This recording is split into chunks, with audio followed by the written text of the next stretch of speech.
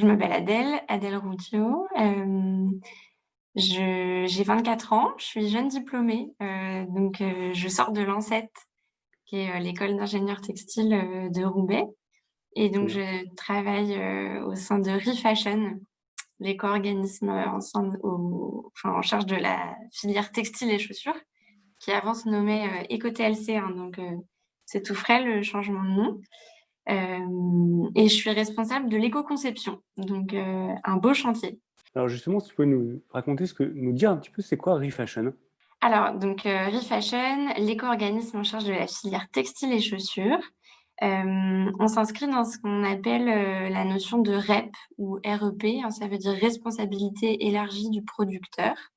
C'est-à-dire que toutes les entreprises françaises et également étrangères, mais qui mettent sur le marché en France des produits textiles et chaussures, sont tenues soit de pourvoir, soit de contribuer à la gestion de la fin de vie de leurs produits et également à la prévention.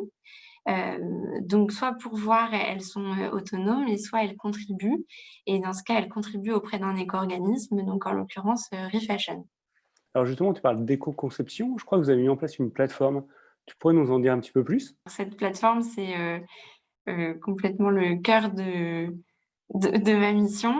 Parfait. Donc on l'a lancée officiellement le 22 septembre dernier, via un événement en ligne. On voulait faire un événement en présentiel, on y avait réfléchi depuis des mois, un truc génial et puis bon, on a essayé de faire un événement, sympa et un petit peu, mémorable quand même, pour qu'on s'en souvienne. Donc c'est une plateforme, qu'on travaille depuis, début 2019, notamment avec l'association Auré. Donc le but de cette plateforme, c'est d'une part d'informer, et puis après d'accompagner les marques de textiles et de chaussures, dans leur démarche d'éco-conception. Donc c'est un outil qu'on a voulu, très pragmatique, très, opérationnel, puisqu'aujourd'hui, on a fait le constat qu'il n'y avait pas d'outils qui permettaient de faciliter le passage à l'action des marques pour les aider dans leur démarche, qu'il n'y avait pas de plateforme qui permettait d'agréger tous les contenus existants aujourd'hui sur l'éco-conception. Et donc, c'est un petit peu le rôle qu'on s'est donné en tant qu'éco-organisme français, puisque aujourd'hui, en plus d'avoir notre mission de gérer la fin de vie des produits, on a aussi la mission d'accompagner la filière vers la transition vers l'économie circulaire. Et donc, ça passe par l'éco-conception en amont et puis par la réutilisation et le recyclage en aval. Donc, c'était notre rôle en tant qu'éco-organisme de proposer cet outil. Donc, c'est un outil qui est en open source, qui est gratuit, qui dans un futur plus ou moins proche sera aussi en Mmh. bilingue, donc en anglais. Donc, on s'adresse au secteur de la mode et du textile, hein, qui est très international.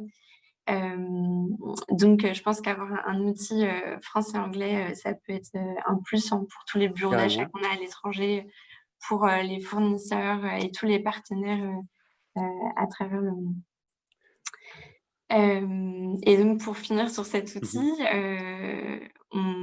c'est un outil qu'on a développé avec les marques, et là l'association Auré nous a beaucoup aidés là-dessus. C'est-à-dire qu'on les a mobilisés via des ateliers, via des entretiens, des questionnaires, sans cesse, pour que ce soit au plus proche de leurs besoins et au plus près de leurs problématiques qu'elles rencontrent au quotidien, pour les aider, réellement dans leur démarche d'éco-conception et que ce soit pas, superficiel, si je peux dire. Imaginons, moi, je suis une marque, je me connecte sur la plateforme, il se passe quoi? D'abord, on va vous demander de vous inscrire, Ah d'accord, très bien. donc c'est Je suis gratuit inscrit. en open source, mais nous, ça nous permet d'après d'adapter nos contenus.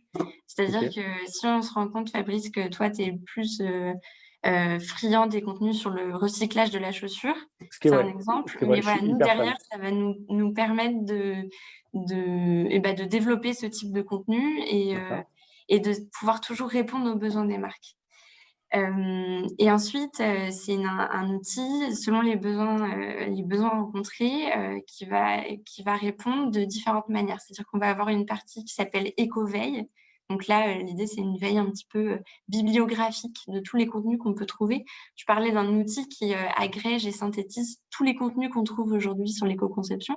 Et ben, c'est le genre de ressources qu'on peut trouver dans l'éco-veille de la plateforme. D'accord.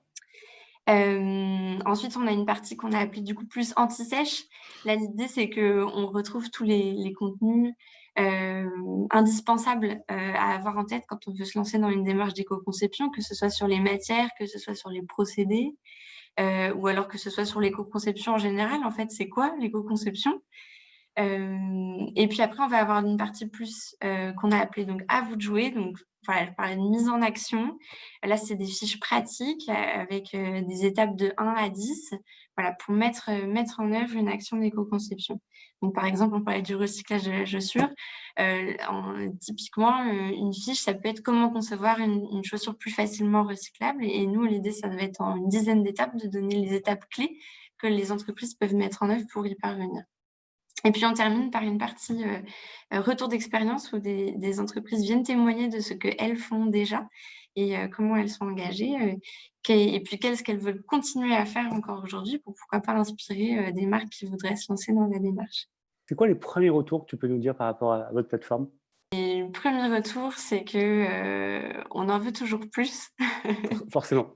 forcément, et nous, on y travaille dur. Donc, les marques ont un réel besoin d'accompagnement sur ces sujets.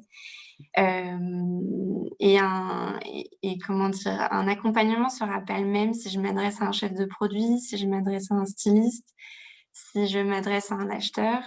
Et elles ont besoin de plus d'orientation, pour continuer la démarche et nous, on veut aller dans ce sens-là.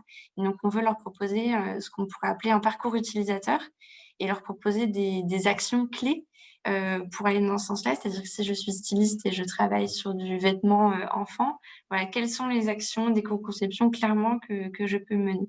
Donc elles ont besoin de plus d'accompagnement, dans ce sens-là, donc c'est une demande, qu'elles nous font. D'accord. Elles ont très envie aussi de témoigner à leur tour dans la partie, qu'on a appelée «Ils l'ont fait», un retour d'expérience.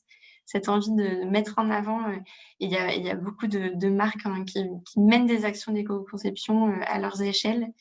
Et on veut vraiment avoir un côté, inspirant, rassurant et de se dire: «Voilà, tout le monde peut y aller, tout le monde peut le faire». L'éco-conception, au final, c'est une méthodologie spécifique, mais nous, on met tout en œuvre pour qu'elle puisse y arriver. Et puis le dernier besoin qu'elle nous ramène, c'est, un besoin de mesure. Voilà, donc aujourd'hui, je veux éco-concevoir, mais comment je mesure, ma réduction d'impact, que ce soit, sur la consommation d'eau, sur les émissions de CO2, comment l'éco-organisme peut nous aider aujourd'hui? Donc elles ont besoin de vérifier que les actions d'éco-conception qu'elles mettent en œuvre, sont bénéfiques pour leurs produits, pour leur collection et puis pour toute la filière textile et chaussures, en général. Moi, j'ai une petite question. Tu as dit que la plateforme allait être évolutive, qu'elle allait être bilingue. Est-ce qu'il y a d'autres choses que vous allez faire évoluer? Et si oui, quoi? Alors, on va continuer de l'alimenter. Très bien. Aujourd'hui, donc je parlais de fiches existantes, je Mhm. parlais d'articles sur les marques. On a aussi fait des petites vidéos qu'on a présentées lors du lancement, le 22 septembre. Déjà ça, on veut continuer et comme je te disais Fabrice, l'adapter en fonction des besoins des marques. Et puis ce fameux, parcours utilisateur dont on parlait et peut-être un outil de mesure. Alors, ça c'est un chantier très long terme, donc D'accord. mais je pense que ce sera indispensable pour les marques, qu'elles aient un outil simplifié, voire presque vulgarisé, pour les aider à mesurer l'impact, par exemple, d'un t-shirt. Voilà, je suis styliste, dans ma collection, il y a un t-shirt, classique. Comment je fais, rapidement une petite évaluation environnementale? Comment en quelques clics, je peux savoir où sont situés mes principaux impacts pour en déduire derrière mes actions d'éco-conception? Et je pense que ça, ce sera clé pour que notre plateforme soit demain, complète et qu'elle réponde, à tous les besoins des marques qui puissent avoir cet outil de mesure, directement intégré. Donc moi, je voulais savoir, c'est quoi les prochains rendez-vous que vous avez chez Refashion? Les prochains rendez-vous, ça va être l'animation, D'accord.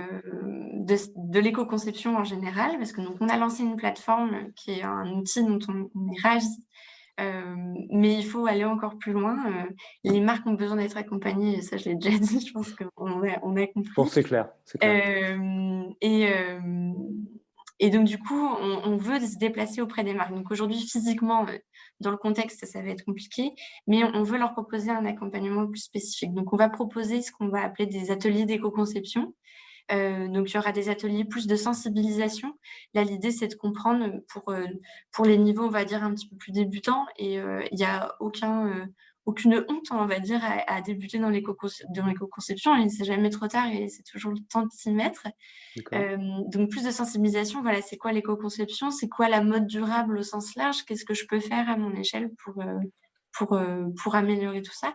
Et puis, plutôt des ateliers plus d'accompagnement et de mise en pratique, c'est-à-dire que sur une thématique spécifique, l'approfondir, donner des outils clés pour aller plus loin dans la démarche. Et vraiment, du coup, aller aider toute notre communauté d'éco-concepteurs là-dedans. Donc, on va passer la vidéo et je te remercie beaucoup. Merci beaucoup, Fabrice. À très très vite. À Et puis, au bientôt. revoir. Au revoir. Carrément. Et donc maintenant, on va regarder cette fameuse vidéo sur la plateforme d'éco-conception.